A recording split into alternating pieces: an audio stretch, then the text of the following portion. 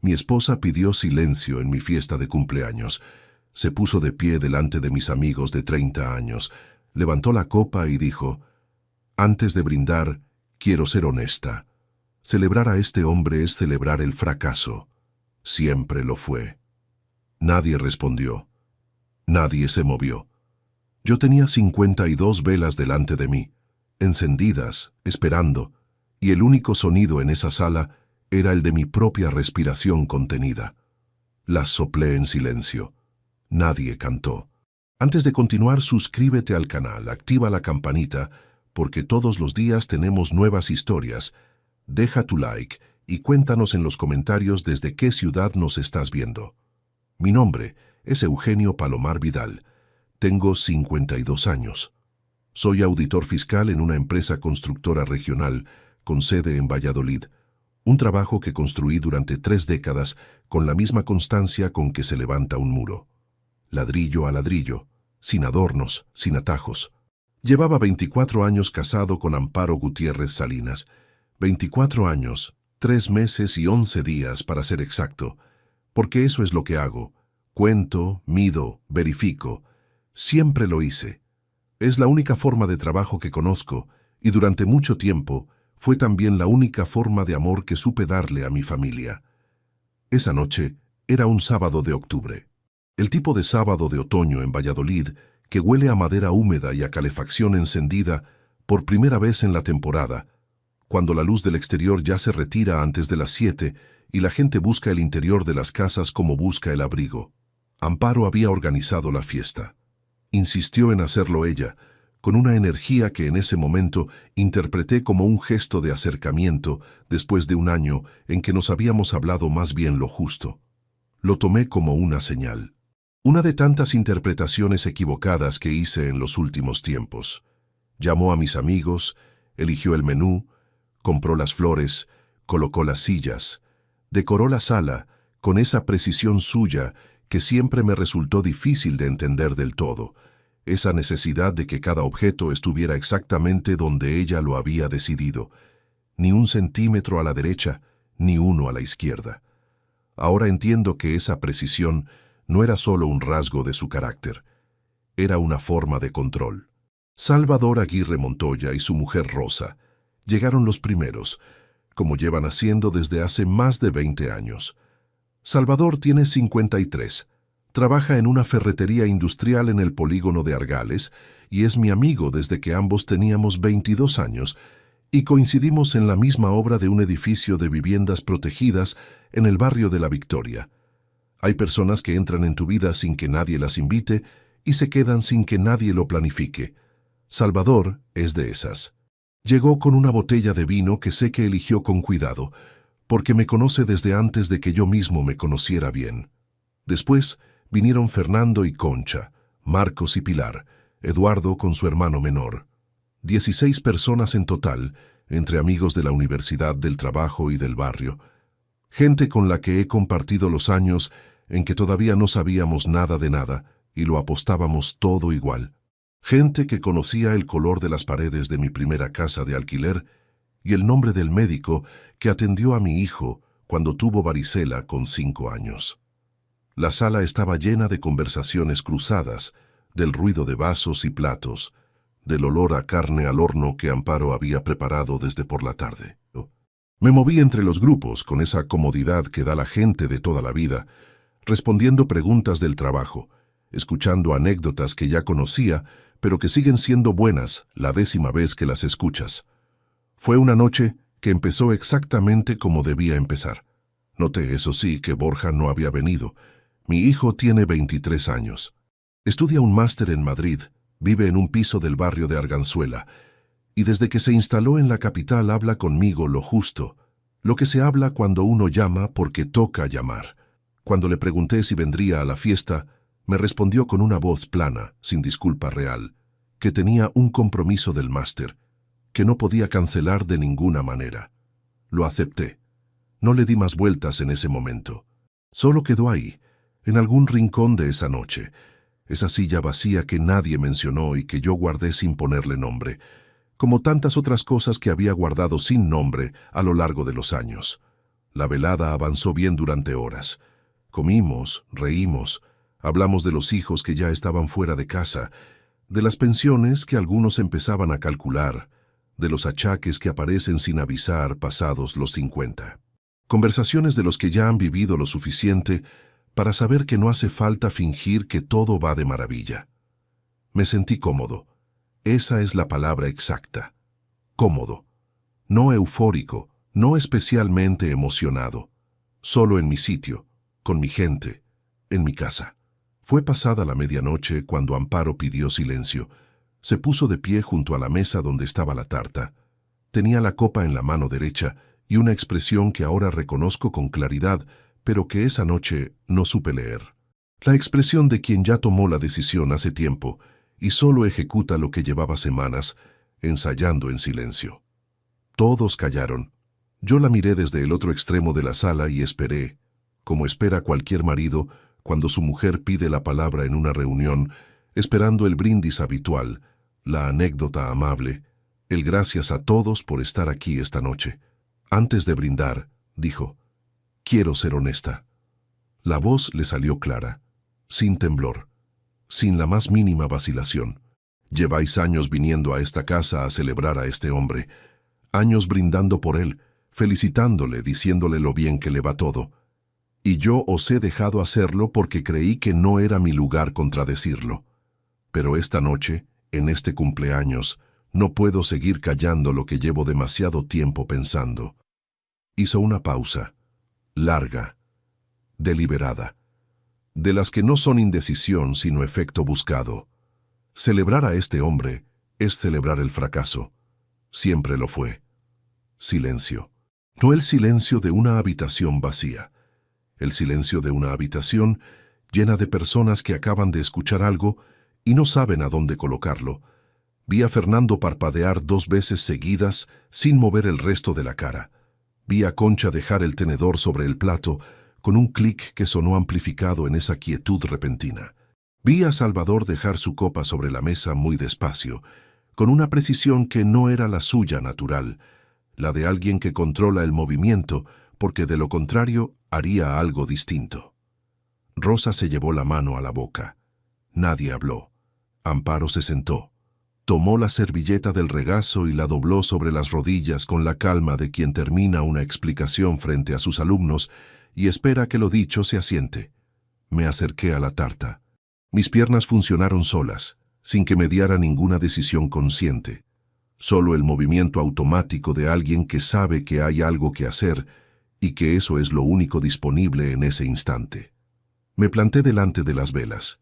52 llamas pequeñas que parpadeaban con el aire de la habitación, anaranjadas, vivas, indiferentes a todo. Las apagué de un solo soplo. No comprobé si las había apagado todas. Lo que sé es que nadie cantó. Hubo un aplauso de 4 o 5 manos, breve, incómodo, el tipo de aplauso que la gente produce cuando no sabe qué otra cosa hacer con el cuerpo. Nada más. La noche terminó en menos de 20 minutos. Los invitados se despidieron con abrazos cortos y palabras que no comprometían nada. «Ya hablamos, ma, que descanses. Buenas noches, Eugenio». Nadie mencionó lo que había ocurrido. Esta generación no verbaliza en caliente lo que acaba de pasar. Lo lleva a casa, lo trabaja en el coche de vuelta, y a veces se queda ahí para siempre sin que nadie lo diga en voz alta. Amparo empezó a recoger vasos sin mirarme. Yo me quedé junto a la puerta despidiendo a la gente y recibiendo esas palmadas en el hombro que son más pregunta que gesto. Y mientras lo hacía noté algo que tardé un rato en identificar. No era rabia, no era humillación, aunque lo que acababa de ocurrir debería haberla producido. Era algo más parecido a la sensación que tengo cuando llevo semanas revisando una auditoría y encuentro, en una sola línea de una sola columna, el número que no encaja. No el dolor de verlo. El reconocimiento frío, limpio, inevitable, de que el error existe y de que siempre estuvo ahí. Cuando el último invitado cruzó la puerta, Salvador seguía dentro. Estaba de pie junto a la ventana de la sala, con las manos metidas en los bolsillos, mirando la calle oscura y silenciosa. Rosa se había marchado antes, le había dicho que él se quedaría un momento más. Cuando me giré y lo vi ahí, supe, sin que nadie me lo dijera, que lo que viniera a continuación no iba a ser una conversación sencilla. Me miró durante unos segundos. Tardó en hablar. Salvador no apresura las palabras y esa noche las eligió con más cuidado que de costumbre. «Eugenio», dijo al fin, «necesito contarte algo. Algo que ella no sabe que yo sé». No respondí. Me limité a esperarlo. «Pero esta noche no», añadió. «Esta noche no estás en condiciones de escucharlo como merece. Mañana, cuando hayas descansado un poco, quedamos donde tú digas». Asentí. Se fue. La puerta hizo un clic seco al cerrarse. La sala quedó en silencio. Desde la cocina llegaba el ruido del grifo, el de los platos, el de los cubiertos. Una normalidad tan perfecta que resultaba insoportable. Me senté en el sofá y miré la tarta. Las velas apagadas, el azúcar del nombre a medio derretir por el calor de las llamas, la mesa todavía con las marcas de los vasos. Pensé en Borja y en ese compromiso del máster que lo había retenido en Madrid esa noche. Pensé en la cara de Salvador cuando dejó la copa. Pensé en la voz de Amparo, en esa pausa antes del golpe final, en esa calma que ahora, en el silencio de la sala vacía, empezaba a aparecerme algo completamente distinto al carácter sereno que siempre le atribuí. Miré el número escrito en azúcar sobre la tarta. 52. Me dije a mí mismo en silencio, lo que me repito siempre cuando encuentro una columna que no cierra, que los números no mienten, que solo hace falta saber dónde buscar los que faltan. El domingo por la mañana amaneció con niebla. No la niebla fina de los días templados, sino la niebla densa de Valladolid en octubre, la que aplana los tejados, borra los contornos y convierte los bloques de viviendas en siluetas grises detrás del cristal. Me desperté en el sofá con el cuello rígido y la boca pastosa, y tardé unos segundos en recordar por qué no había llegado a la cama. Después lo recordé todo. La sala seguía con las sillas descolocadas, las marcas de los vasos todavía sobre la mesa baja. La tarta estaba en la cocina tapada con film transparente, el nombre escrito en azúcar a medio leer. Amparo había recogido y se había acostado. No sé a qué hora.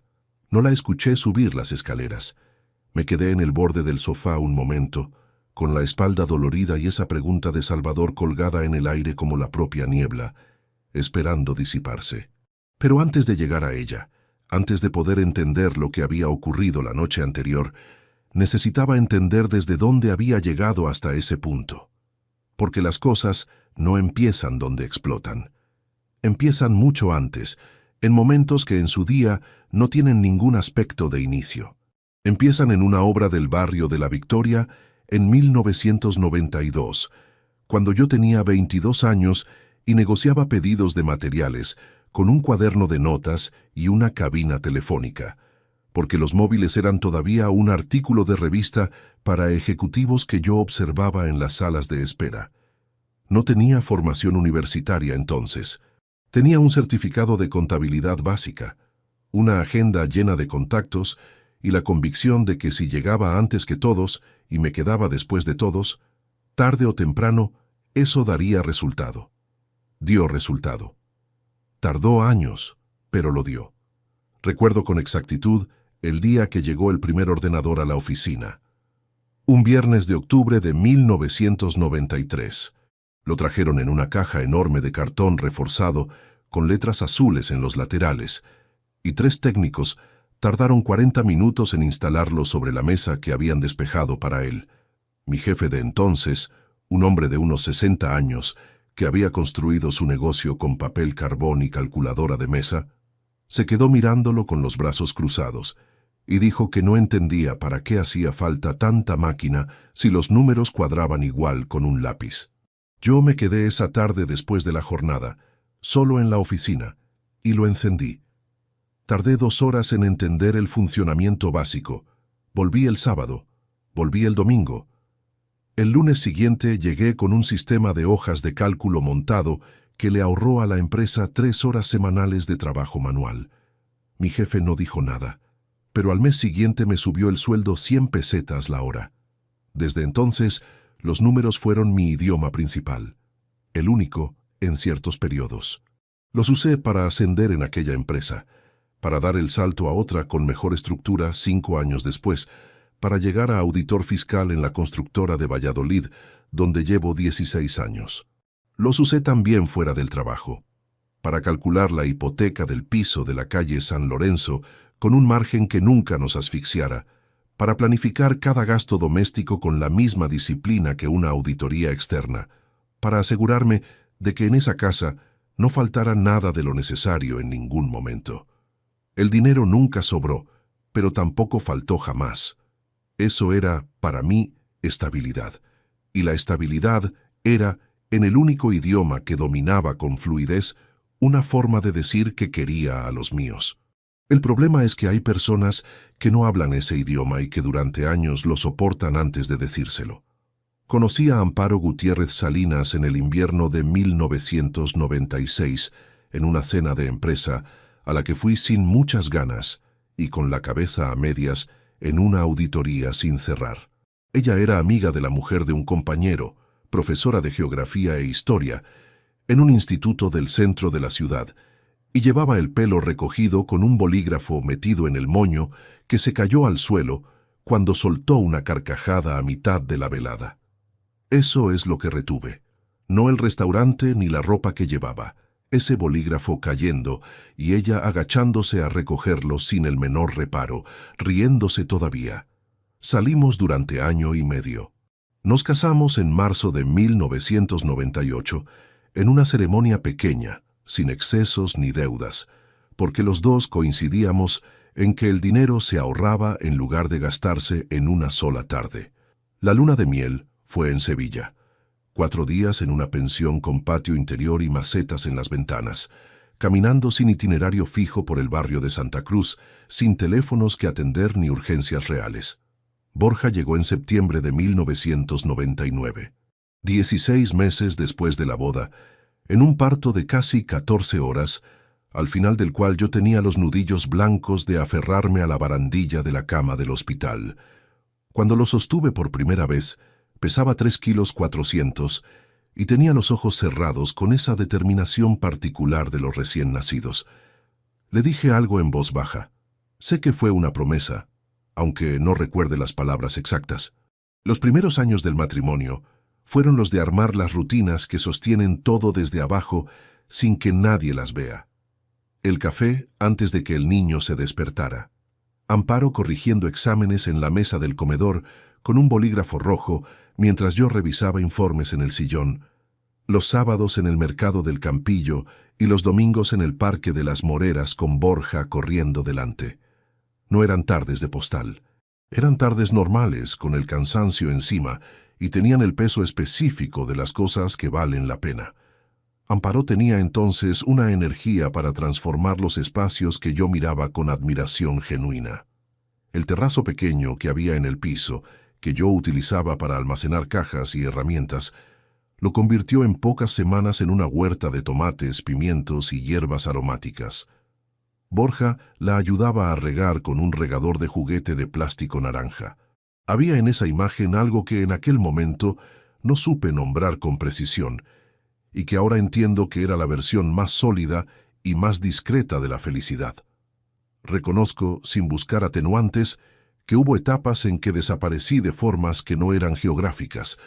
Estaba en casa cada noche, en la mesa a la hora de cenar, en la misma cama. Pero había temporadas de cierre contable en que llegaba cuando Borja ya dormía y salía antes de que abriera los ojos, semanas de auditorías externas con desplazamientos cortos que se acumulaban, meses enteros en que el trabajo llenaba el espacio que debería haber ocupado otra cosa. Amparo lo gestionaba sola, yo compensaba a mi manera, sin que faltara nada, sin que hubiera una factura sin pagar ni un proyecto sin financiar. Era la única forma de presencia que sabía sostener cuando no estaba.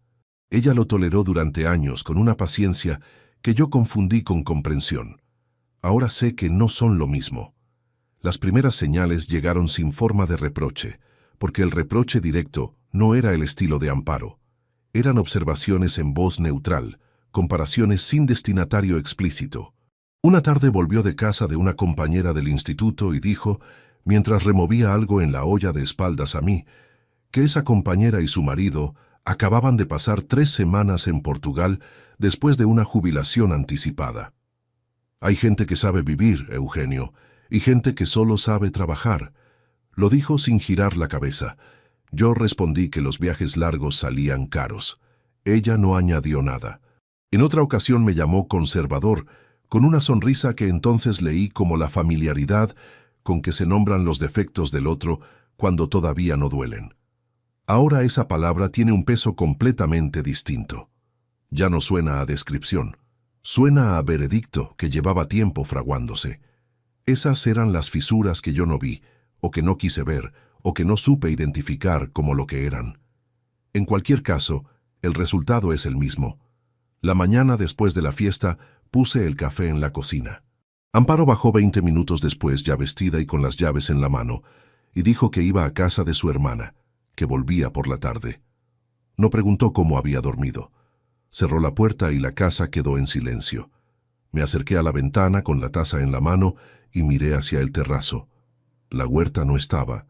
Los tiestos estaban vacíos, la tierra reseca y cuarteada, los tallos secos sin color ni forma reconocible. No supe decirte desde cuándo estaba así. No recordé haber visto ese proceso de abandono, ni un solo día de todos los días que llevaba mirando por esa ventana. Había dejado de mirar sin darme cuenta, y lo que dejamos de mirar desaparece sin avisar. Me pregunté en silencio cuántas otras cosas estaban así y yo no lo había notado todavía. Cogí el teléfono y le escribí a Salvador. «Cuando puedas, dime dónde quedamos», respondió antes de 2 minutos. «Mañana, Bar Cantábrico, a las 10». Dejé la taza en el fregadero, apagué la luz de la cocina y subí a cambiarme. El lunes iba a ser un día distinto a todos los anteriores, aunque todavía no sabía exactamente en qué medida. Solo sabía que Salvador había guardado algo para ese momento, algo que esperaba desde la noche anterior, y que las cosas guardadas con ese cuidado raramente son pequeñas. «¿Cómo va el máster?».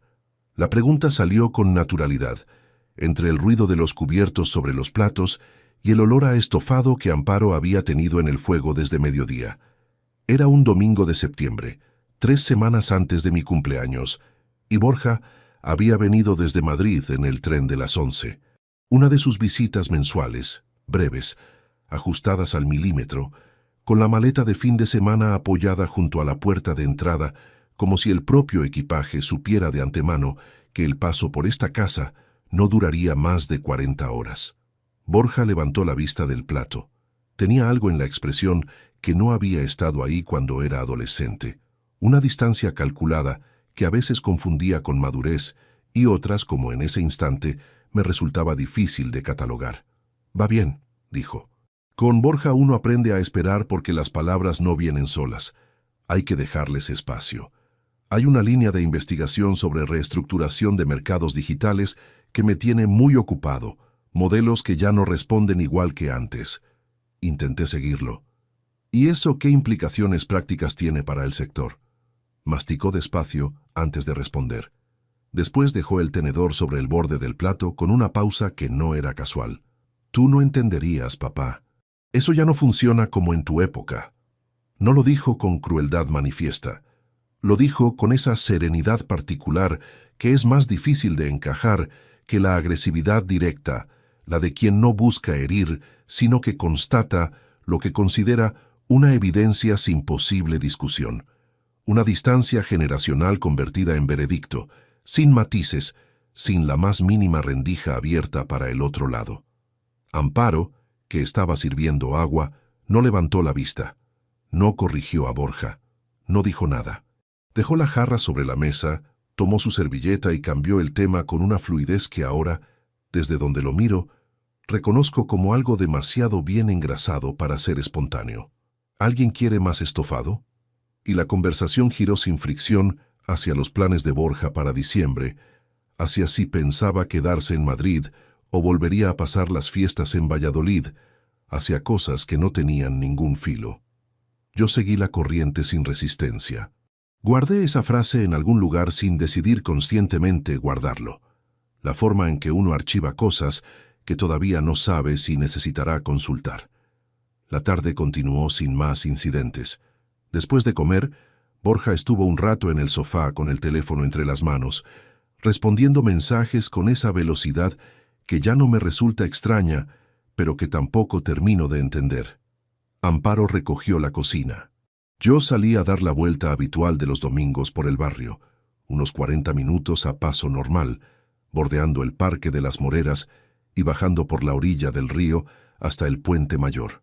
El cielo estaba limpio, el frío todavía amable, el tipo de tarde de septiembre que en Valladolid dura poco y que uno sabe apreciar precisamente porque sabe que dura poco. Cuando volví, los dos estaban en la sala viendo algo en la televisión. Me quedé en el marco de la puerta unos segundos sin que me vieran. Madre e hijo, la misma postura relajada en el sofá, el mismo gesto de llevar la taza a los labios al mismo tiempo. Nada fuera de lo ordinario a simple vista. Solo la imagen de una familia en un domingo de septiembre. Entré y me senté en el sillón junto a la ventana. Nadie preguntó cómo había ido el paseo. Borja se marchó al día siguiente en el tren de las 8:30. El abrazo de despedida fue el de siempre. Rápido, 2 palmadas en la espalda. Ya hablamos. La puerta se cerró y la casa recuperó su volumen habitual. Esa semana transcurrió sin novedad aparente.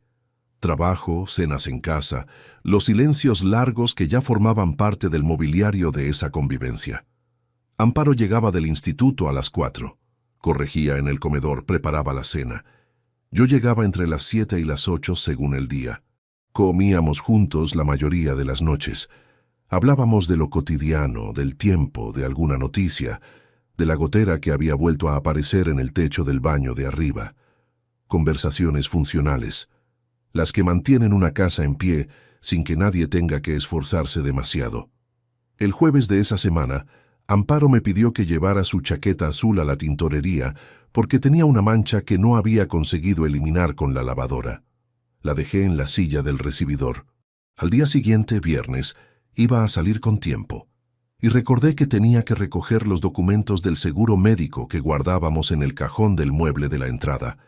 Abrí el cajón y encima de los papeles del seguro estaba la cartera de Amparo. La había dejado ahí la noche anterior al quitarse el bolso. Cogí lo que buscaba y al empujar el cajón para cerrarlo, la cartera se desplazó por el impacto y algo se deslizó hacia afuera sobre la superficie del mueble. Era un papel doblado en 4. Un documento de aspecto bancario. No lo cogí de inmediato. Me quedé mirándolo un momento sobre la madera oscura del recibidor con el ruido de la calle filtrándose por la ventana entornada. Lo cogí. Era un extracto de cuenta corriente a nombre de Amparo Gutiérrez Salinas, en una entidad diferente al banco que usábamos juntos, en una sucursal de la calle Santiago. El extracto cubría los últimos 3 meses. Lo recorrí con los ojos de la única manera que sé hacerlo cuando tengo un documento financiero delante. Primero los totales, después los movimientos, después los patrones. Entradas regulares de un importe que reconocí como parte del salario de Amparo, derivadas probablemente mediante una orden de distribución automática desde su nómina. Salidas pequeñas pero sistemáticas, siempre entre 200 y 900 euros, distribuidas a lo largo de cada mes con una irregularidad que a ojo inexperto podría parecer desorden.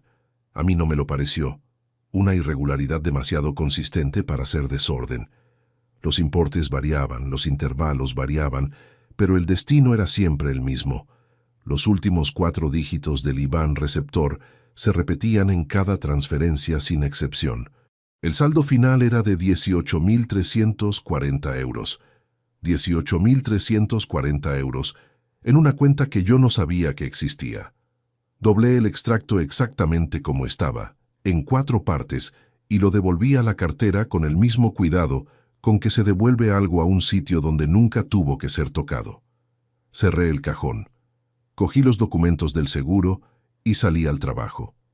En el coche, con el motor en marcha y el semáforo de la esquina en rojo, reconstruí lo que acababa de ver.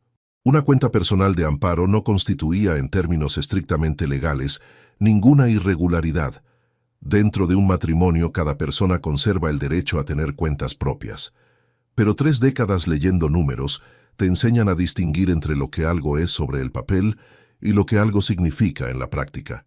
Las salidas reflejadas en ese extracto no tenían el patrón de los gastos personales ordinarios. Ningún cargo de supermercado, ninguna gasolina, ninguna farmacia, ninguna suscripción. Solo transferencias periódicas a una misma cuenta de destino cuya identidad completa el extracto no mostraba. Me pregunté cuánto tiempo llevaba abierta esa cuenta. El extracto solo cubría 3 meses. El saldo acumulado no era compatible con 3 meses de ahorro, no con esos importes de salida. Llevaba más tiempo. ¿Cuánto más? No podía calcularlo todavía. El semáforo se puso en verde. Esa tarde volví a casa sin mencionar nada. Amparo estaba en la cocina preparando una tortilla con esa concentración que le sale cuando no quiere que nada interfiera con lo que tiene entre manos. Me saludó sin girar la cabeza. Le pregunté cómo le había ido el día. Normal, respondió. Los de tercero están imposibles este trimestre. Cené. Hablamos de la gotera, de una reunión de vecinos que habría la semana siguiente, de si el frío llegaría pronto ese año. Conversación sin temperatura. La guardé como las demás. Pasaron 3 días. El lunes de la semana siguiente, Amparo llegó del instituto casi a las 6, casi 1 hora más tarde de lo habitual. Dijo que había tenido reunión de departamento. Dejó el bolso en la silla del recibidor, subió a cambiarse y cuando bajó la cartera ya no estaba en la silla. La llevaba en la mano. Había notado algo. No supe determinar si había notado específicamente el extracto o simplemente el hecho de haberla dejado donde no debía. Pero la cartera había pasado de la silla a su mano en el tiempo que tardó en cambiarse de ropa, y eso no fue un gesto aleatorio, no lo demostré. Puse la mesa, serví la cena, pregunté por la reunión de departamento, y ella respondió con normalidad, quizás con un nivel de detalle levemente superior al habitual, la forma en que uno añade información de más para rellenar un hueco que prefiere que el otro no examine. Una reunión larga, un conflicto de horarios con otro profesor, una directora que no terminaba de entender las necesidades del departamento. Yo asentí. Comí. El momento que más me costó gestionar llegó al terminar la cena. Amparo recogía los platos junto al fregadero. Yo me levanté para dejar el mantel en el cesto de la ropa del pasillo y al regresar me detuve junto a la silla donde había dejado el bolso, porque lo vi al borde, inclinado hacia un lado, a punto de caer. Lo moví para estabilizarlo. Un gesto de 2 segundos, completamente instintivo. Ella giró la cabeza en ese preciso instante desde el fregadero. Nuestros ojos se encontraron. Yo tenía la mano todavía sobre el bolso. Retiré la mano sin apresuramiento, con la misma calma con que haría cualquier cosa en esa cocina, que es mi cocina desde hace 24 años. Se estaba cayendo, dije, y señalé el borde de la silla. Ella me sostuvo la mirada un segundo más del necesario para comprobar si el bolso se había estado cayendo. El tiempo justo para que yo sintiera el peso de ese instante sin poder ignorarlo. Después volvió al fregadero. No era desconfianza de quien sospecha que el otro sabe. Era vigilancia de quien cuida un perímetro. Y yo registré esa diferencia, la guardé junto a todas las demás, y me fui al salón a encender la televisión sin ver nada de lo que emitían. Amparo subió a acostarse a las 10:15. Un beso corto. Buenas noches. El clic de la puerta del dormitorio. Esperé 10 minutos. Después cogí el teléfono y busqué en el registro de entidades bancarias de Castilla y León la sucursal de la calle Santiago que figuraba en el encabezado del extracto. La encontré. Anoté el código de entidad y el prefijo del IBAN en un recibo de gasolina que guardé en el compartimento interior de mi cartera, entre otros recibos, en el lugar que nadie registra porque nadie lo considera relevante. Lo que ese prefijo de IBAN significaba exactamente y a nombre de quién estaba registrada la cuenta de destino, era todavía una incógnita que yo no podía resolver solo con lo que tenía. Pero el lunes siguiente, Sentado frente a Salvador en el bar Cantábrico con un café entre las manos, esa incógnita dejó de serlo. Y lo que vino a ocupar su lugar fue algo considerablemente peor que cualquier respuesta que yo hubiera estado dispuesto a anticipar. El bar Cantábrico olía a café recién hecho y a madera vieja, ese olor de los establecimientos de toda la vida que ningún local nuevo ha conseguido reproducir. Salvador ya estaba dentro cuando llegué. En la mesa del fondo, junto a la ventana que da a la calle Cadenas de San Gregorio, con 2 cafés pedidos y las manos apoyadas sobre la superficie de mármol. Me vio entrar y no sonrió. No era una mañana para ese tipo de gestos. Me senté frente a él. Ninguno de los dos habló durante los primeros segundos. Tomé la taza. El café estaba a la temperatura exacta en que se puede beber sin quemarse. «¿Cómo estás?», preguntó Salvador. «Aquí estoy», respondí. Asintió. Sabía que esa era la única respuesta que yo podía darle con honestidad en ese momento, y no empujó en la dirección contraria. Salvador lleva 30 años siendo mi amigo, y una de las razones por las que sigue siéndolo es que distingue sin esfuerzo cuándo hay que preguntar y cuándo hay que ir directamente a lo que importa. Dejó la taza sobre el platillo con cuidado. «Fue el jueves de hace 3 semanas», dijo. «El 22 de septiembre. Lo sé porque ese día había quedado con mi cuñado Javier para cenar en Las Delicias, en el restaurante ese que abrieron junto a la gasolinera de Puente Duero. Llegué antes que él, así que aparqué en la calle y entré a dar una vuelta mientras esperaba. Hay una ferretería pequeña por esa zona con la que llevamos un tiempo intentando cerrar un acuerdo de distribución y quería ver si seguían con el cartel de traspaso en el escaparate». Hizo una pausa breve. Sacó el teléfono de la chaqueta y lo colocó sobre la mesa boca abajo, sin abrirlo. Los vi salir de un portal a unos 100 metros de donde yo estaba. Iban juntos. Él le tenía la mano en la cintura. No era el gesto de 2 personas que se despiden de una reunión de trabajo, Eugenio. Era otro tipo de gesto completamente distinto. Se detuvieron en la acera. Hablaron un momento. Ella se rió de algo que él dijo. Después se separaron sin prisa, y cada uno siguió en una dirección diferente. Escuché sin mover nada. «¿La viste bien? ¿Estás seguro de que era ella?» Era Amparo. No dudó ni una fracción de segundo. La conozco desde hace más de 20 años. Llevaba el mismo abrigo verde botella que le vi puesto el invierno pasado, cuando coincidimos en el supermercado. No había margen para confusión. ¿Y él? ¿Lo reconociste?» Salvador negó con la cabeza. A él nunca lo había visto. Unos 40 años, quizás menos. Bien arreglado, moreno, alto. No es del barrio, de eso estoy convencido. Renato Ibáñez Soler, 44 años, colega de Amparo en el instituto. Ese nombre no lo supe hasta días después, pero la descripción encajaba sin fisura con lo que terminaría descubriendo. Tomé el café despacio, con cuidado, porque necesitaba que el tiempo transcurriera con normalidad mientras todo lo anterior encontraba su lugar. «¿Por qué no me lo dijiste antes?». No era un reproche. Era una pregunta real. Salvador me miró. «Porque quería estar seguro de lo que había visto antes de decírtelo. Y porque no iba a entrar en esa casa el día de tu cumpleaños con esta información. No era el momento». Hizo una pausa. Y entonces ocurrió lo de ella delante de todos, y comprendí que ya no tenía sentido esperar más. Nos quedamos en silencio. En la barra, el camarero fregaba tazas con la radio encendida en una emisora que no reconocí.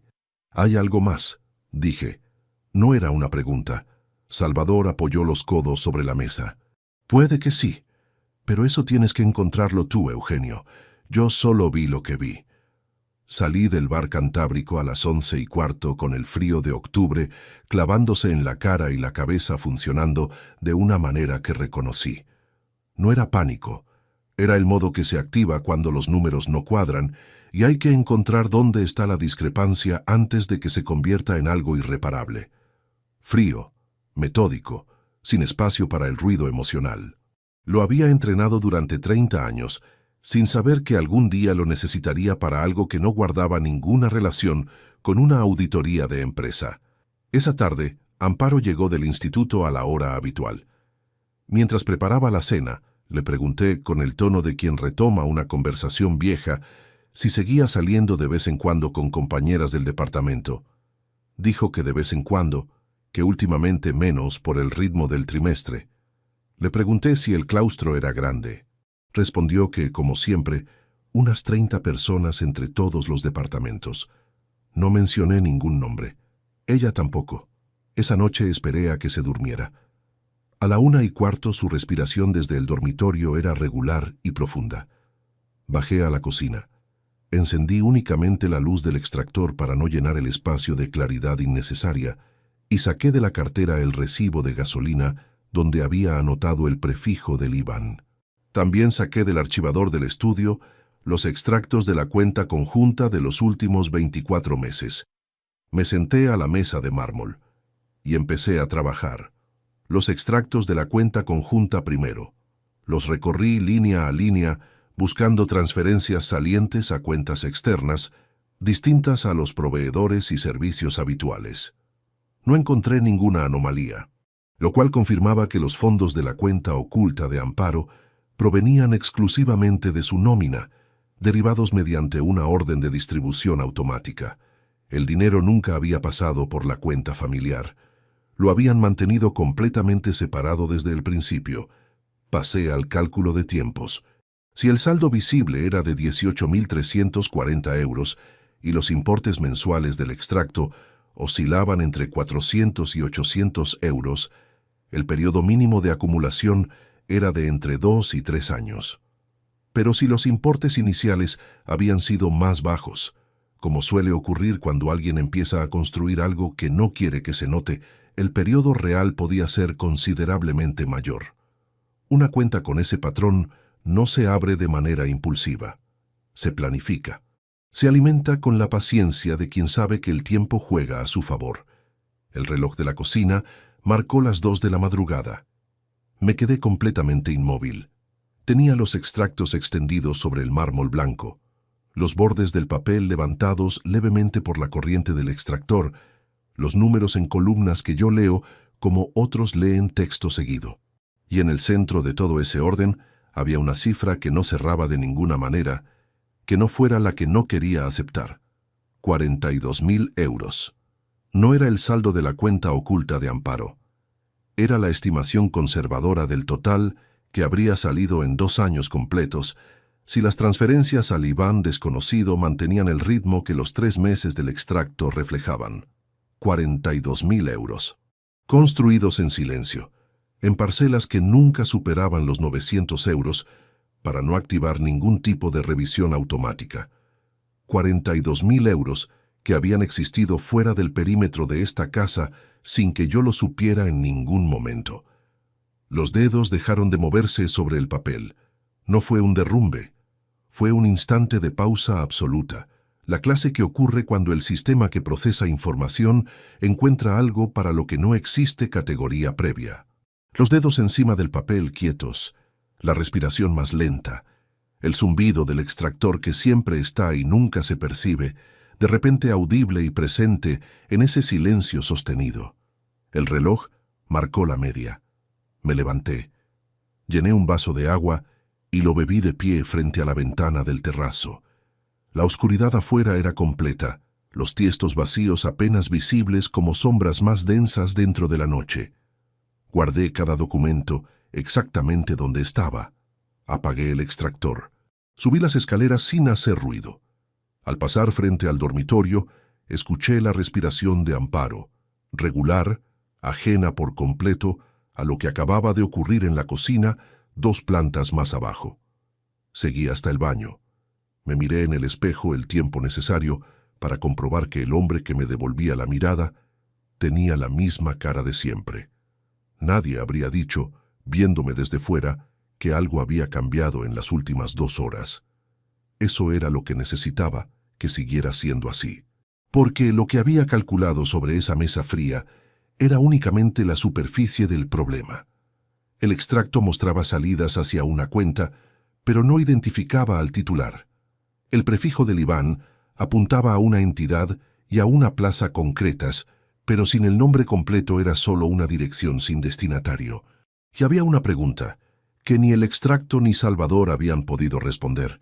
Si Amparo llevaba 2 años o más construyendo ese fondo con esa disciplina metódica y si la relación con ese hombre tenía la misma antigüedad o una mayor, era difícil imaginar que lo hubiera sostenido en completo aislamiento. La descripción de Salvador era clara. No era la actitud de 2 personas que empiezan, era la naturalidad de 2 personas que ya no necesitan disimular ni ante sí mismas. Lo que no sabía todavía era si esa naturalidad se había extendido. Si había alguien en mi propio entorno que hubiera tenido información antes y hubiera decidido no decir nada. Y si entre esas personas posibles había alguna cuyo nombre me resultara mucho más difícil de pronunciar que el de Renato Ibáñez. Me tumbé en el sofá con los ojos abiertos hacia el techo en penumbra. Esa pregunta no tendría respuesta esa noche. Pero cuando empezara a buscarla en serio, con los mismos instrumentos con que revisaba cada auditoría, hasta encontrar la línea que no encajaba, lo que iba a aparecer era algo que todavía no estaba preparado para nombrar en voz alta, algo que cambiaría el peso de todo lo anterior de una manera que ningún número sobre ninguna mesa podría haber anticipado del todo. 3 días después de la noche, con los extractos sobre la mesa de la cocina, entré a la oficina 40 minutos antes que el resto del equipo. Cerré la puerta, encendí el ordenador y abrí la aplicación de gestión bancaria corporativa que usamos para las auditorías externas. No para ningún expediente de empresa, para entender con precisión el tipo de estructura que alguien necesita montar cuando quiere mover fondos de forma sostenida, sin que el titular de una cuenta conjunta lo detecte. 30 años de auditoría no te dan solo conocimiento técnico, te dan un mapa mental de cómo funciona el engaño financiero cuando quien lo ejecuta no es un profesional del fraude, sino alguien con paciencia y acceso. Los errores de los aficionados no están en los importes, están en la regularidad. Un profesional varía los patrones de forma aleatoria. Quien no tiene formación específica tiende a establecer una cadencia que le resulta cómoda y luego la mantiene porque funciona. Y esa cadencia, vista desde fuera con los instrumentos adecuados, es tan legible como una firma. Lo que el extracto de Amparo mostraba era una cadencia.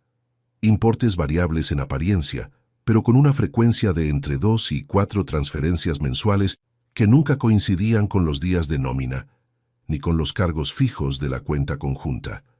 Alguien que había aprendido a moverse en los huecos. A actuar en los días en que yo no tenía razón para revisar nada porque todo lo habitual estaba en orden. El siguiente paso era la cuenta conjunta, pero abordada desde otro ángulo. No buscaba transferencias salientes hacia cuentas desconocidas porque ya había comprobado que no las había. Lo que buscaba ahora eran los accesos.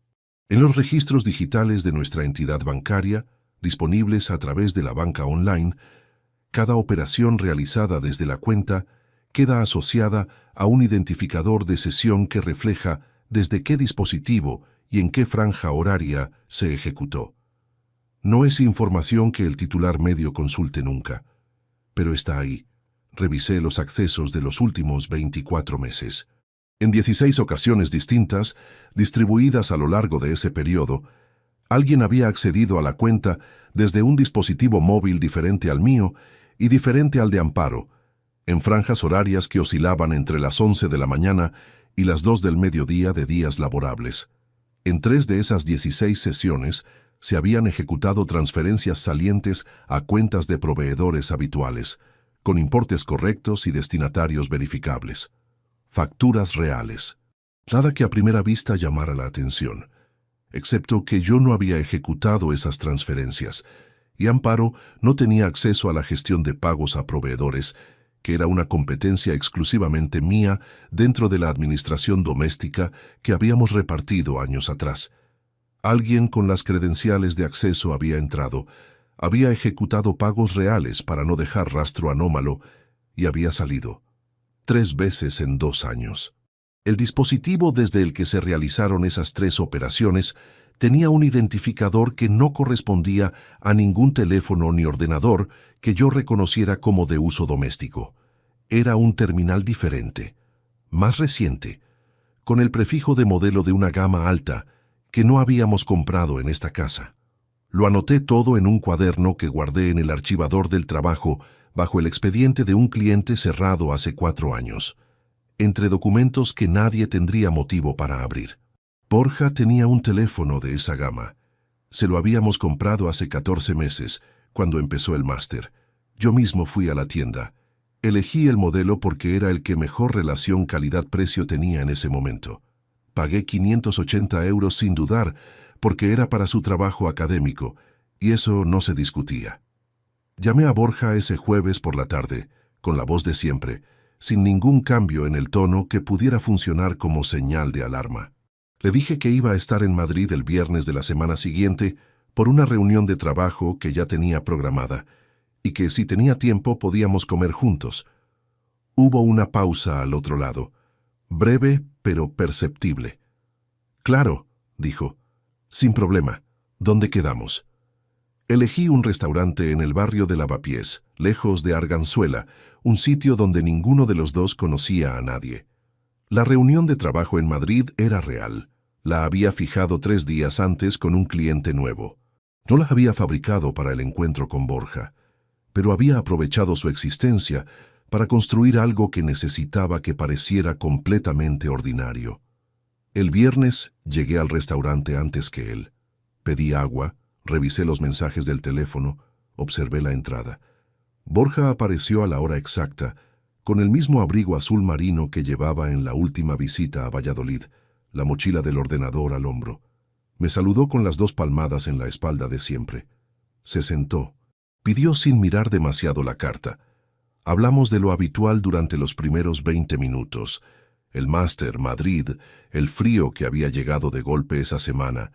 Yo lo escuchaba y al mismo tiempo lo observaba con una atención que él no podía saber que era diferente a la de cualquier otro almuerzo. Buscaba los puntos de tensión, los pequeños desvíos, los momentos en que la respuesta llegaba a una fracción de segundo más tarde de lo que la pregunta justificaba. Los encontré cuando empecé a hacer preguntas indirectas sobre finanzas. Le pregunté con naturalidad si la beca del máster cubría bien los gastos o si el presupuesto ajustaba justo. Me respondió que ajustaba, que Madrid era caro, que había meses más complicados que otros. Le pregunté si la aplicación del banco que usaba para transferirle el dinero mensual le llegaba sin retraso, que a veces el sistema tardaba un día más dependiendo de la entidad. Borja levantó los ojos del plato un momento, solo un momento. Después respondió que sí, que llegaba puntual, que ningún problema. «Oye», dijo, cambiando el ángulo con una fluidez que yo ya reconocía. «Precisamente hablando de dinero. Hay una cosa del máster, un seminario optativo que empieza en enero. Tiene un coste adicional, 600 euros. No está cubierto por la matrícula. Si pudieras ayudar...» Lo miré. No aparté la mirada. No sonreí. No busqué una fórmula amable para amortiguar lo que iba a decir. «No», respondí. Borja dejó el tenedor sobre el borde del plato. «¿No?» «No». El silencio entre los dos duró varios segundos. Al otro lado de la sala alguien pedía la cuenta en voz alta. Una copa tintineó contra otra en la barra. «¿Puedo preguntar por qué?» La voz de Borja había cambiado de registro. Seguía baja, controlada, pero había algo detrás que no estaba en los almuerzos anteriores. «No hace falta que preguntes el motivo para que la respuesta sea la que es». Me sostuvo la mirada un instante más. Después cogió el vaso de agua y bebió despacio. No volvió a insistir. Cambiamos de tema. Terminamos el almuerzo. Nos despedimos en la calle con el mismo abrazo de siempre, pero con un espacio nuevo entre las 2 personas que lo ejecutaban que ninguno de los dos nombró. Lo que ocurrió 2 días después de ese almuerzo fue lo que terminó de definir la extensión real del problema. Guillermo Navarro Fonseca, 57 años, abogado con despacho en la calle Ferrari desde hacía 20, viejo conocido desde los tiempos en que yo llevaba la contabilidad de un cliente suyo y coincidíamos en las mismas reuniones, tenía un contacto en una agencia de investigación privada de Valladolid. Se lo pedí sin rodeos en una conversación telefónica de 8 minutos. Le dije lo mínimo necesario. Guillermo no hizo preguntas innecesarias, porque es el tipo de profesional que entiende que la información que no necesita conocer todavía es mejor no recibirla. El investigador se llamaba Marcos Retuerta Vidal, 52 años, ex policía municipal, reconvertido al sector privado hace una década, con reputación de trabajo limpio y discreción verificada. Me reuní con él un miércoles por la mañana en su despacho de la calle Panaderos. Le di el nombre completo de Amparo, la dirección del instituto donde trabajaba, el modelo de su coche y el prefijo del IBAN que había anotado en el recibo de gasolina. Le pedí 3 cosas concretas: identificar al titular de esa cuenta, documentar los movimientos de Amparo fuera del horario laboral durante las siguientes 2 semanas y verificar si existían registros de visitas a mi domicilio durante los periodos en que yo había estado fuera por trabajo en los últimos 18 meses.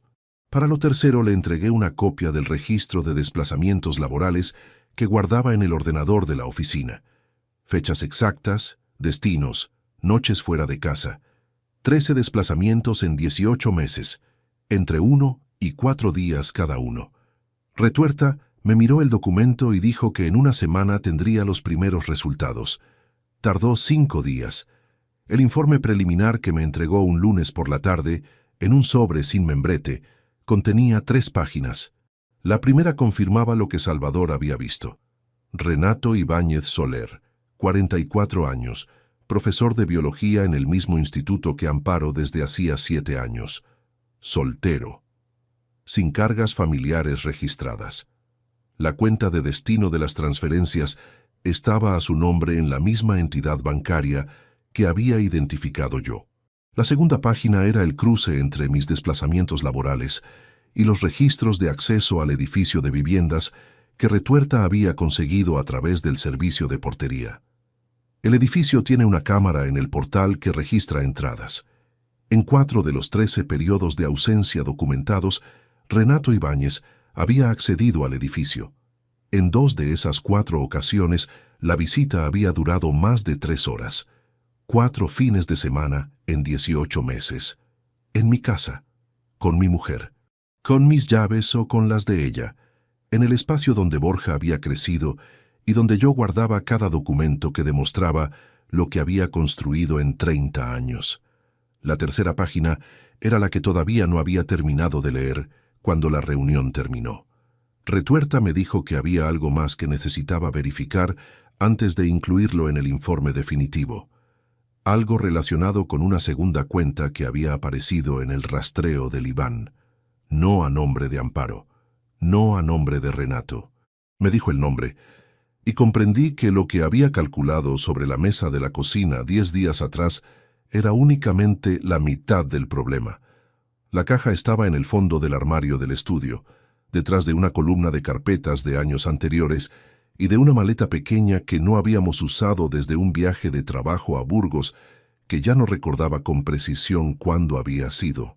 La saqué sin encender la luz del techo, solo con el flexo de la mesa, porque era pasada la 1 de la madrugada y Amparo llevaba 2 horas dormida. Dentro estaban los álbumes. No eran muchos, 3 en total, de esos de tapas rígidas en color burdeos que vendían en las papelerías a finales de los 90. El último registro fotográfico antes de que todo pasara a los teléfonos y las imágenes dejaran de tener peso físico. Los coloqué sobre la mesa del estudio y abrí el primero. Sevilla. Abril de 1998. La pensión con el patio interior de macetas. La calle adoquinada del barrio de Santa Cruz. Amparo con el pelo suelto y el sol de mediodía dándole en la cara, riéndose de algo que yo acababa de decir. No recordaba qué. Recordaba la risa. Recordaba haberla fotografiado sin que se diera cuenta y después enseñarle la foto y que dijera que salía con los ojos entrecerrados y que la borrara. No la borré. Ahí estaba. La miré durante un tiempo que no me di. No era la mujer de esa foto la que me había pedido silencio delante de mis amigos la semana anterior. O sí lo era, pero separada de esa imagen por una distancia que yo no había visto crecer porque estaba mirando en otra dirección. Y eso, más que cualquier número sobre cualquier mesa, era lo que más me costaba sostener en ese momento. El segundo álbum era de Borja pequeño. Los primeros años, el colegio, las navidades en casa de mis suegros en Salamanca. Y en el centro del álbum, una secuencia de 3 fotos de una playa de Almería. Agosto de 2009.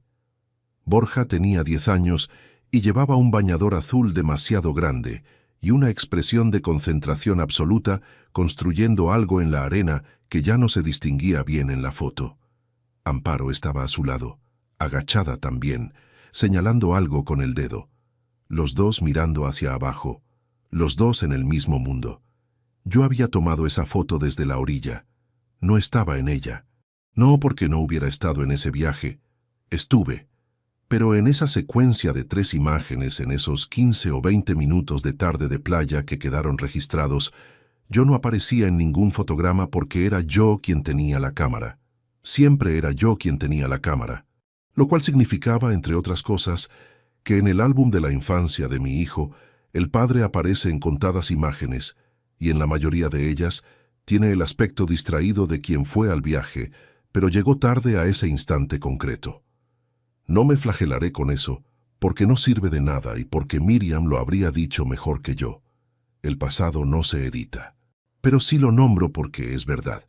Y la verdad del asunto es que hubo periodos enteros en que estuve presente en esta familia de la misma manera en que está presente el soporte de una estantería, esencial para que todo se sostenga, completamente invisible mientras funciona.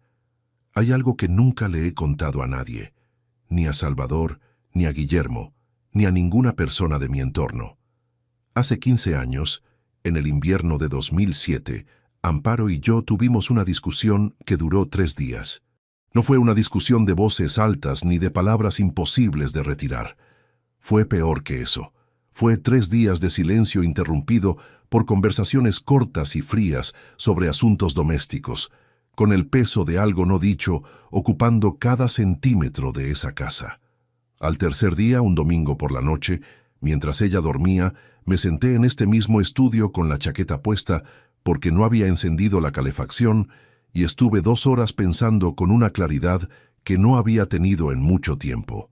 Pensé en irme, no en separarme, no en ningún trámite ni decisión formal, solo en coger la maleta, salir por la puerta y poner distancia entre esa casa y yo para ver si lo que sentía dentro de ella era insoportable o simplemente incómodo.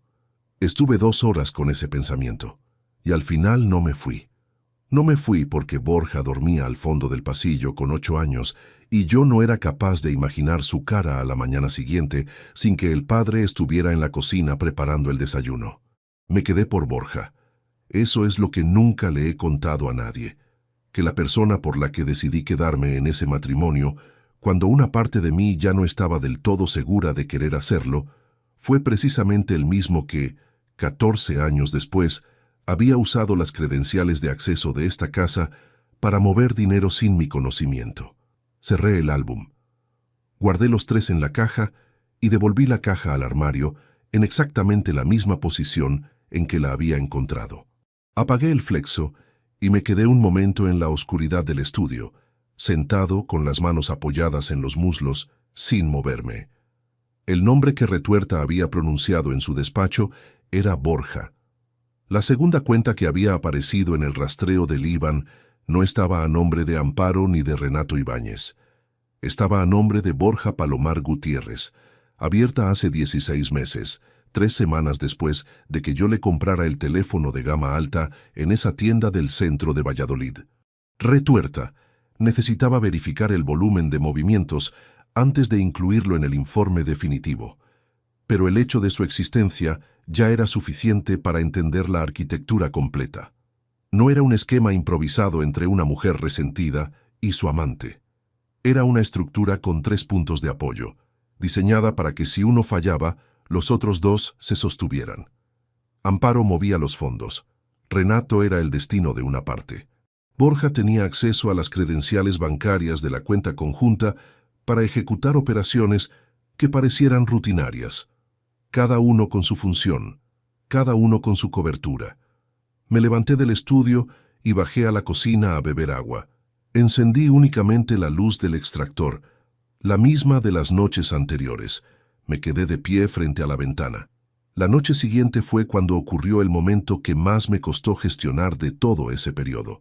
Amparo llegó del instituto al día siguiente con una bolsa de la compra que había recogido de camino. La dejó sobre la encimera y empezó a vaciarla. Yo estaba sentado a la mesa con el ordenador abierto en un informe de trabajo, o eso es lo que parecía desde su ángulo de visión.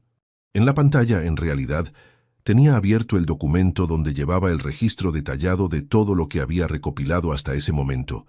Fechas, importes, identificadores de sesión, el nombre de Retuerta, los resultados preliminares. No era un documento con contraseña. Estaba en una carpeta dentro del escritorio, protegida únicamente por un nombre en clave que yo consideraba suficientemente neutral para no llamar la atención. Amparo dejó la bolsa vacía sobre la silla y se acercó a la nevera. Me preguntó si quería que preparara algo concreto para cenar o si me daba igual. «Lo que tengas», respondí sin levantar la vista. Abrió la nevera. Sacó verduras. Empezó a cortar sobre la tabla que tiene al lado de la encimera, de espaldas a mí. Todo con normalidad. Entonces sonó el teléfono de la mesa del estudio. El estudio estaba al fondo del pasillo, puerta abierta. El teléfono era el fijo que casi no usamos ya y lo escuchamos los dos. Amparo no se movió. Yo sí. Me levanté para atenderlo, crucé el pasillo, entré al estudio y descolgué. Era una llamada comercial, de esas que llegan en el peor momento posible. Respondí con 3 palabras y colgué. Tardé no más de 40 segundos. Cuando volví a la cocina, Amparo seguía cortando verduras, exactamente en la misma posición. Pero el ordenador que yo había dejado con la pantalla orientada hacia mi silla tenía ahora la pantalla ligeramente girada hacia la izquierda, un ángulo pequeño, de apenas 10 o 15 grados. El tipo de ajuste que alguien hace cuando se acerca a mirar desde un ángulo diferente al de quien lo usa habitualmente. Me senté sin decir nada. Moví el ratón para reactivar la pantalla, que había entrado en suspensión. El documento seguía visible. Pasé el cursor por encima como quien repasa el trabajo, sin cambios en la respiración ni en la postura. Cerré el documento. Abrí el informe de trabajo que debería haber tenido en pantalla desde el principio. ¿Era importante?, preguntó Amparo desde la encimera. Una llamada comercial, nada. Últimamente llaman mucho. Sí. Silencio. El sonido del cuchillo sobre la tabla de cortar, el extractor encendido, la calefacción que arrancó con un golpe seco desde la caldera del pasillo. No sé con certeza si llegó a leer algo. El documento tenía texto denso con nombres y cifras, y 40 segundos no son suficientes para procesar información de esa densidad, salvo que sepas exactamente qué estás buscando. Si sabía qué buscar, había leído suficiente para saber que yo sabía. Si no sabía, puede que solo hubiera visto texto sin contexto y lo hubiera descartado. En cualquier caso, esa noche tomé 2 decisiones. La primera fue mover todos los documentos del ordenador doméstico a un dispositivo externo que guardé en la taquilla de la oficina. A partir de ese momento, en el ordenador de casa no habría nada que no pudiera ser visto sin consecuencias.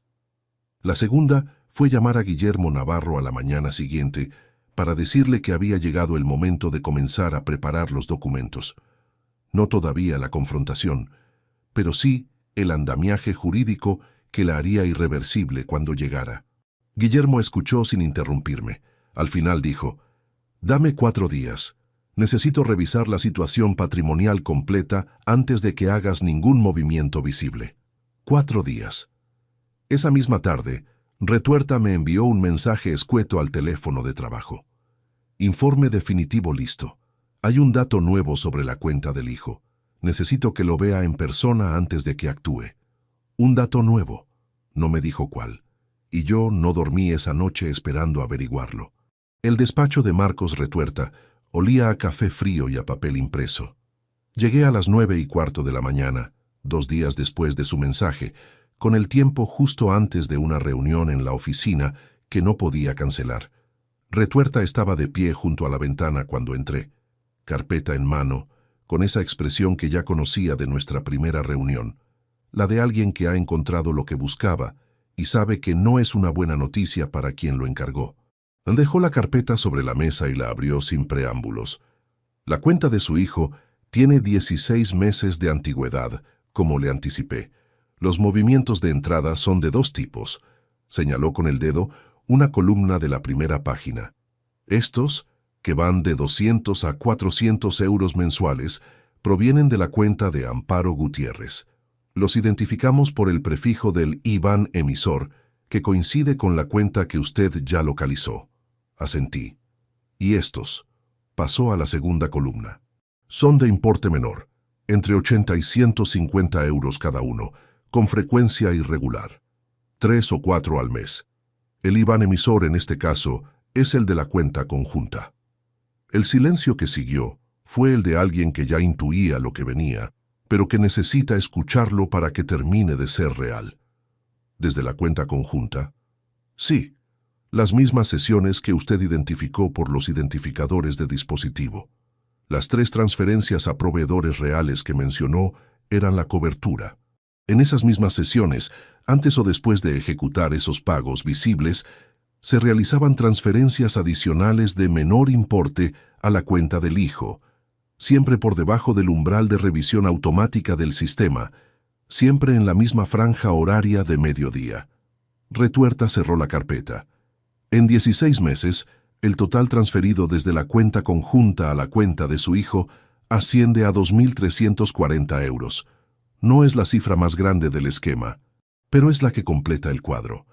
2.340 euros extraídos de la cuenta familiar mientras yo ingresaba su mensualidad puntualmente, pagaba la matrícula del máster, compraba el teléfono con el que después accedía al sistema para ejecutar esas mismas operaciones. Revisé la carpeta página por página. Todo cuadraba, todo estaba documentado con el respaldo bancario necesario para que un perito judicial pudiera ratificarlo sin dificultad. Le di las gracias. Pagué los honorarios acordados y salí a la calle con la carpeta bajo el brazo y el frío de noviembre entrando por el cuello de la chaqueta. Esa misma tarde me reuní con Guillermo en su despacho de la calle Ferrari. Le entregué el informe completo de Retuerta, los extractos de la cuenta conjunta, con los identificadores de sesión marcados, los documentos fotografiados en los archivos domésticos y los registros de desplazamientos laborales cruzados con las visitas de Renato al edificio. Guillermo los revisó durante 40 minutos en silencio. Yo esperé. Cuando terminó, apoyó las gafas sobre el escritorio y me miró. Eugenio, esto es sólido. Tenemos base suficiente para iniciar un procedimiento de separación con reclamación patrimonial. Los 2.300 son apropiación indebida documentada. Los 42.000 del esquema de amparo son más complejos porque técnicamente son fondos de su nómina, pero la vía existe. Necesito 2 semanas para prepararlo todo en condiciones. No tengo 2 semanas, respondí. Guillermo me miró sin cambiar la expresión. 5 días, dije. Necesito que en 5 días esté listo lo suficiente para que cuando ocurra lo que tiene que ocurrir, no haya por dónde moverse.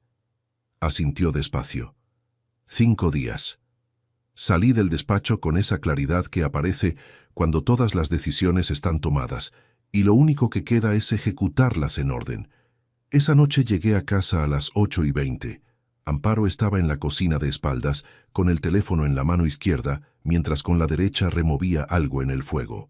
Se giró al escucharme con una naturalidad que ya leía de otra manera, demasiado compuesta para ser espontánea. Llega tarde hoy. Reunión con un cliente. Se alargó. Dejó el teléfono sobre la encimera, pantalla hacia abajo, con el gesto de quien no quiere que parezca que lo está ocultando, precisamente porque lo está ocultando. Me quité la chaqueta y la colgué en el perchero del pasillo. La carpeta de Retuerta seguía en el bolsillo interior. ¿Tienes mucho trabajo esta semana?, preguntó sin girar la cabeza. El habitual. Pensaba que podríamos cenar el viernes fuera. Hace tiempo que no lo hacemos. Me quedé un momento en el marco de la puerta, procesando esa propuesta. Una cena fuera. El viernes. Precisamente el día en que Guillermo habría preparado los primeros documentos. Y el viernes era el día que tenía en mente para la conversación con Borja. Una propuesta que llegaba en ese momento concreto podía ser coincidencia, o podía ser una forma de controlar mi agenda sin que pareciera que lo hacía, especialmente si había leído algo en la pantalla del ordenador la semana anterior. El viernes no puedo, dije. Tengo que ir a Madrid. Hay un asunto con un cliente que prefiero resolver en persona. Puede que me quede a dormir. Ella asintió. Siguió removiendo. No preguntó más. No fui a Madrid. Pero necesitaba que creyera que no estaría en Valladolid ese día. El jueves por la tarde llamé a Borja con el tono de siempre. Le dije que el viernes pasaría por Madrid de camino a una visita y que tenía 2 horas libres si quería vernos. Respondió sin pausa. De acuerdo, dime dónde. Elegí una cafetería en Malasaña, lejos de Arganzuela, en una calle con suficiente tráfico para que el ambiente fuera neutro. Después llamé a Salvador. Le expliqué que necesitaba que estuviera en esa misma cafetería el viernes a las 12:30, en la mesa más alejada de la mía, sin saludarme al entrar ni durante la conversación. Solo que estuviera, solo que pudiera dar fe de lo que ocurriría si alguna vez hiciera falta. Salvador dijo únicamente, allí estaré. El viernes llegué 40 minutos antes. Pedí un café. Vi entrar a Salvador a las 12:20. Se instaló en la mesa del fondo sin mirarme. 5 minutos después entró Borja con el abrigo azul marino de siempre. Se sentó frente a mí. Pidió un cortado. Intercambiamos las frases de inicio con la inercia de 2 personas que saben cómo suena una conversación normal entre ellas, aunque lo que está debajo ya no tenga nada de normal. Dejé pasar 10 minutos. Después coloqué sobre la mesa, sin dramatismo y sin elevar la voz, una sola hoja. Era un resumen de 2 párrafos que Guillermo había preparado específicamente para ese encuentro. Un extracto simplificado de los movimientos identificados en la cuenta de Borja, con las fechas, los importes y el IBAN de origen de cada transferencia. Nada técnico, solo lo suficiente para que fuera legible sin margen para interpretación alternativa. Borja lo miró, lo leyó una vez, lo leyó una segunda vez más despacio, después levantó la vista. No habló de inmediato. La mandíbula tensa, los dedos sobre la mesa completamente quietos, demasiado quietos para quien en condiciones normales siempre tiene algún movimiento. A partir del próximo viernes, dije con la misma voz de siempre, cancelo la transferencia mensual, rescindo el contrato del piso de Arganzuela que está a mi nombre, y doy de baja las 2 tarjetas vinculadas a mi cuenta que tienes en tu poder. No habrá ninguna excepción ni ninguna negociación. Silencio. Eso es todo lo que tenía que decirte. Borja apartó la hoja con el dorso de la mano en un movimiento brusco. El papel cayó al suelo junto a la mesa. Eres un rencoroso. La voz le salió baja pero tirante, la de alguien que ha decidido que ya no tiene nada que perder en ese momento. Siempre fuiste un fracasado, igual que dice ella, y encima de todo lo que ha aguantado contigo, ahora sales con esto. No respondí. Me levanté. Recogí la hoja del suelo. Llamé al camarero, pagué los 2 cafés y el cortado de Borja, y crucé la puerta de la cafetería sin volver la cabeza. En la acera, el frío de noviembre en Madrid era más seco que el de Valladolid. Caminé hasta el coche sin apresuramiento. Al cabo de unos minutos el teléfono vibró. Era Salvador. Ya he salido. ¿Estás bien? Le respondí con una sola palabra. Sí. No era del todo verdad, pero era lo suficientemente verdad para seguir. De vuelta en Valladolid, Amparo me preguntó cómo había ido la visita al cliente. Le dije que bien, que el asunto estaba encaminado. Cenamos. Pusimos la televisión. A las 10:30 subió a acostarse. Me quedé en el salón con el teléfono en la mano. Tenía un mensaje de Guillermo enviado a las 6 de la tarde. Los documentos están listos. Cuando quieras. Miré la sala donde 8 días antes había soplado 52 velas sin que nadie cantara. Las sillas en su sitio, la mesa recogida. Todo en orden aparente, como si aquella noche no hubiera dejado nada roto. Mañana ocurriría lo que quedaba por ocurrir, y Guillermo estaría en esa sala, y los documentos estarían sobre esa misma mesa, y Amparo respondería preguntas para las que llevaba semanas, creyendo que nunca habría respuesta posible. Lo que ella no sabía todavía era que cada respuesta que diera, cada negación, cada intento de desviar lo que tenía delante, quedaría registrada frente al único testigo que en este caso importaba de verdad.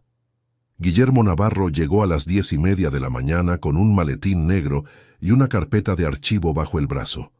Le abrí la puerta antes de que llamara porque lo había visto aparcar desde la ventana del salón.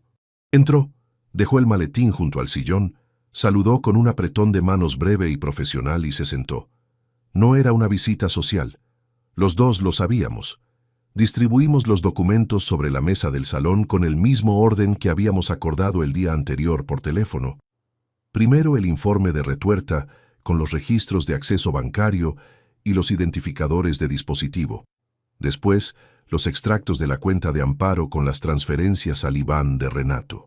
Después, el cruce de fechas entre mis desplazamientos laborales y las visitas documentadas al edificio. Después, el resumen de la cuenta de Borja. Todo en orden cronológico, sin saltos, sin huecos. La narrativa completa construida sobre papel con fecha y firma. Amparo bajó a las 11 menos cuarto. Escuché sus pasos en las escaleras antes de verla. Cuando entró al salón y encontró a Guillermo sentado junto a la mesa con los documentos extendidos, se detuvo en el umbral exactamente un segundo. Un segundo completo. Después continuó entrando como si ese segundo no hubiera ocurrido. «Guillermo», dijo con una voz modulada que no delataba nada a primera escucha. «No sabía que venías». «Buenos días, Amparo». Guillermo no se levantó. Señaló la silla frente a él con un gesto tranquilo. «Siéntate, por favor. Eugenio y yo necesitamos hablar contigo de algunas cosas». Ella me miró. Yo estaba de pie junto a la ventana con las manos en los bolsillos, sin cruzar los brazos, sin ninguna postura que transmitiera hostilidad. Solo presente. Se sentó. Guillermo empezó a hablar con la cadencia de quien ha explicado situaciones difíciles muchas veces y sabe que la claridad es más sutil que la contundencia. Le explicó que en las últimas semanas yo había realizado una revisión exhaustiva de los movimientos financieros vinculados a nuestra economía doméstica. Que esa revisión había arrojado una serie de irregularidades documentadas, que estaba en su derecho de conocer exactamente qué había encontrado antes de que se iniciara cualquier procedimiento formal. Empujó el primer documento hacia ella. Amparo lo miró. No lo tocó. «Esto es una invasión de mi privacidad», dijo. La voz seguía controlada, pero había algo detrás que ya no era la serenidad de los últimos días. Era otra cosa. Una cuenta personal es completamente legal. No tienes ningún derecho a... «El derecho no está en cuestión aquí», dijo Guillermo con calma. «La cuenta es tuya y su existencia no constituye ningún delito. Lo que figura en ese documento es el destino de las transferencias salientes. El titular de la cuenta receptora es Renato Ibáñez Soler». Pausa. ¿Quieres que continuemos o prefieres llamar a tu propio abogado antes de seguir? Amparo no respondió de inmediato. Miró los documentos sobre la mesa. Miró a Guillermo. Después me miró a mí. «Puedo explicarlo», dijo. «No hace falta que lo expliques ahora», respondí. Era la primera vez que hablaba desde que había bajado las escaleras. Lo que hay en esa mesa no necesita explicación, necesita decisiones. Guillermo colocó el segundo bloque de documentos frente a ella. Los registros de acceso al edificio cruzados con mis fechas de desplazamiento. El color de la cara de Amparo cambió en ese momento de una manera que no habría sido visible para quien no la conociera bien. Yo la conocía bien. Era el mismo cambio que tenía cuando algo la superaba y trataba de que no se notara. Eso no prueba nada. La voz ya no era la misma. «Renato es colega del instituto. Puede haber venido a recoger material de trabajo o... 4 veces en 18 meses, dije. Siempre durante mis ausencias. Siempre más de 2 horas. Silencio. Amparo. La voz de Guillermo era tranquila y sin filo. Hay una tercera parte de esta documentación que afecta a Borja. Eso fue lo que terminó con lo que quedaba de compostura. No fue un grito ni un llanto. Fue una especie de rigidez súbita, la de alguien a quien acaban de cortar el hilo que sostenía la postura. Se recostó en la silla despacio y durante varios segundos no dijo nada. Guillermo le explicó los movimientos desde la cuenta conjunta, el dispositivo, las sesiones, los importes, los 16 meses. 2.340 euros extraídos de la cuenta familiar a través de las credenciales que yo le había dado a Borja para emergencias. Él no sabía lo que hacía, dijo Amparo. La voz era distinta ahora, más baja, sin la modulación de antes. Fue idea mía, él solo. Tenía 23 años y formación universitaria, respondí. Sabía exactamente lo que hacía. Más silencio. Guillermo tomó la palabra para explicar los pasos siguientes. La solicitud de separación que se presentaría esa misma semana, el régimen de separación de bienes que la ley amparaba, dado el carácter personal de los fondos desviados, la reclamación formal de los 42.000 euros calculados como suma total del esquema documentado, la notificación al juzgado de los 2.340 de la cuenta conjunta como apropiación indebida con prueba de cargo. Le informó de los plazos y de sus derechos dentro del procedimiento. Le recomendó que contactara a un abogado esa misma tarde. Amparo escuchó todo sin interrumpir. Cuando Guillermo terminó, se quedó mirando los documentos sobre la mesa durante un tiempo que no me di. Después habló con una voz que ya no intentaba hacer nada. ¿Esto es lo que querías? ¿Esto te hace sentir mejor? No se trata de sentirme mejor, dije. Se trata de que lo que está en esa mesa es lo que ocurrió, y lo que ocurrió tiene consecuencias. Se levantó, recogió su taza del aparador que había dejado ahí antes de bajar y la llevó a la cocina. Escuché el agua del grifo, escuché cómo la dejaba en el fregadero. Después escuché sus pasos subiendo las escaleras y la puerta del dormitorio cerrándose. Guillermo recopiló los documentos con calma y los devolvió a la carpeta. «Ha ido bien», dijo. «Sí». Me acompañó hasta la puerta. Antes de salir se giró. «Eugenio, hiciste todo bien. Deja que el proceso siga su curso ahora». Cerré la puerta.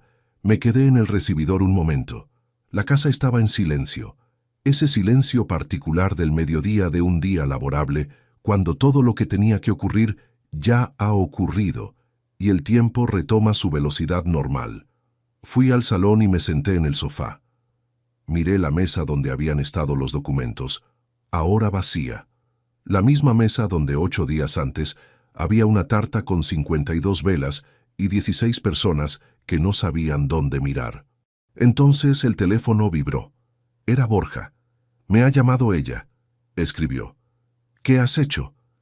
No respondí de inmediato. Esperé 10 minutos. Después escribí. «Lo que tenía que hacer. El viernes se ejecuta lo que te expliqué en Madrid. No hay nada más que añadir». Borja respondió con un mensaje largo que no voy a reproducir aquí, porque no cambia nada de lo que ya estaba decidido. Al final del mensaje, escribió: «Nunca te entendiste con nosotros. Eso no lo va a resolver ningún papel». Le respondí con una sola frase: «Tienes razón, pero los números no cambian de época». No volvió a escribir. Esa frase que él había pronunciado en ese domingo de septiembre, con la naturalidad de quien considera una discusión cerrada antes de que empiece, regresó de la única manera en que las cosas regresan cuando finalmente encuentran su lugar correcto. No como venganza, como verificación.